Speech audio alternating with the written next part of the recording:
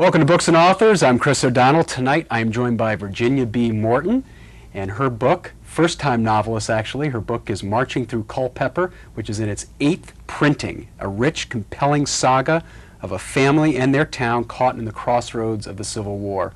Virginia, welcome to the show, and thanks for making the trip down from Virginia to visit us here in South Carolina. It's a pleasure, Chris. Hilton Head is certainly one of my favorite places in the world. We like it here too, so thank you very much.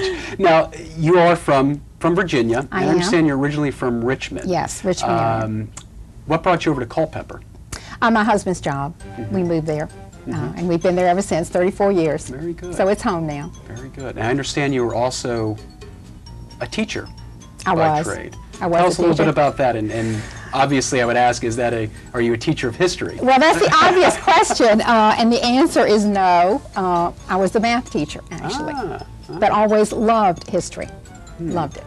Now, and that would be a question, this is a book on the Civil War. Yes. Something that usually is male-oriented, if you Yes. will. Where does the interest come in the Civil War and this type of genre, if you will? Right. Well, I've always loved historical fiction. I think that genre brings it to life for people. I grew up in Richmond, so I certainly knew about the war between the states, but actually it was a trip to Hilton Head that got me started on this project. About 8 years ago, we were here, and my daughter insisted that we go to Savannah because she had just finished Midnight in the Garden of Good and Evil. So we went over there for the tour, and every other word out of the tour guide's mouth was the book, and I realized firsthand just what an enormous impact that book had had on Savannah's tourism. And this was at a time when Culpeper County was trying to promote tourism and the preservation of our battlefields at Brandy Station and Cedar Mountain.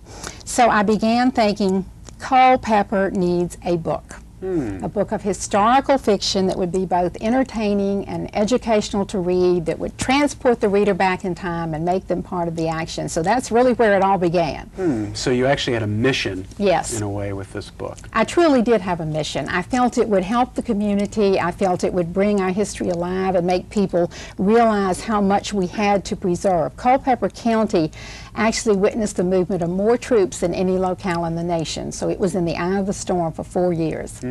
Now, next question would be, had you always been interested in writing? Had you done any writing in your past? Never. Never, ever done any writing. It sounded like you crunched a lot of figures, but did you do any writing? No, actually I had not. That was the last thing on my mind. And initially when I started the research, I thought, well, I'll do the research, come up with the facts, outline the story, and get somebody else to write it. But I didn't have any takers because it was an enormous project. So I decided if it was going to get done, I was going to have to be the one to take the bull by the horns and do it. And which you obviously did. Now let's talk a little bit about the book. This is an epic. It is. Of monumental proportions. And the first question I would have for you is, how did you start the obvious research that went into this book, which is, it's so detailed. Right. You really take the reader and place them in that era. Tell us about the research that went into this book.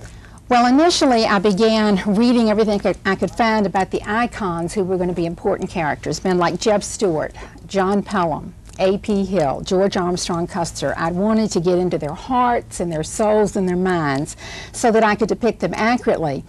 But the most important research for me were the first-hand accounts, that is the diaries and the letters that were written by both the civilians and the soldiers in not only Culpeper but all of northern Virginia, because the experiences were very similar. And I wanted to tell the story through their eyes, the way that they saw it. So frequently I took the words of real people and put them into the mouths of my fictional characters. I did a lot of outlining. Chronologically, I got the facts and outlined the facts, and then I worked the story into the facts because it had to be historically accurate. And a lot of this information is available today, I would imagine. It is an amazing amount of information available. You know, the hardest part is even getting it down to an epic-sized book. There's so much. And we were chatting about Culpeper a little bit prior, that many of us have heard of Vicksburg, heard of Antietam, Gettysburg, but as you were saying, Culpeper is almost the epicenter in many ways of the Civil War. It truly was. There were more battles within, I guess, 100 miles of that area than any other state or any other area of that time. Actually, within 40 miles of the border, you had so many of the enormous battles: Chancellorsville, Fredericksburg, Spotsylvania, 1st and 2nd Manassas. We're right in the center of it. In Culpeper County, we had the Battle of Brandy Station, which was the largest cavalry engagement in the Western Hemisphere. We had the Battle of Cedar Mountain on August the 9th of 1862, where Stonewall Jackson won a victory over John Pope. But there were actually more than 100 battles fought in the county, the others being smaller skirmishes, but it was constant. Now tell me a little bit about reading the book. The battle scenes are incredibly detailed and very scary in many ways. Tell me about the research that went into that. Was that actually documented in many of these letters? Did these guys, these soldiers, actually describe those type of conditions? They did, and you've got not only the letters and the descriptions of the soldiers, but you've got, of course, the reports and the records and all of that. And there's so many books written about every battle. You know, some scholar has certainly researched every battle. But the other thing you have to do when you're writing a battle scene is you have to walk the ground. You have to be there and see it to comprehend the lay of the land, to try to explain it. And I tried to write the battles in a way that both men and women could understand them, and that seems to have worked. And you were talking about reporting. It's different than today. There were actually a lot of, well, quite a few journalists that were actually in the field, and they would write so eloquently. And I used those. And I'm sure you did. And so it wasn't just for the camera's eye. They actually had to describe it firsthand. So you were able to research through that, I would imagine. Yes, and particularly the Battle of Cedar Mountains. There were some excellent news reports from northern journalists who were there.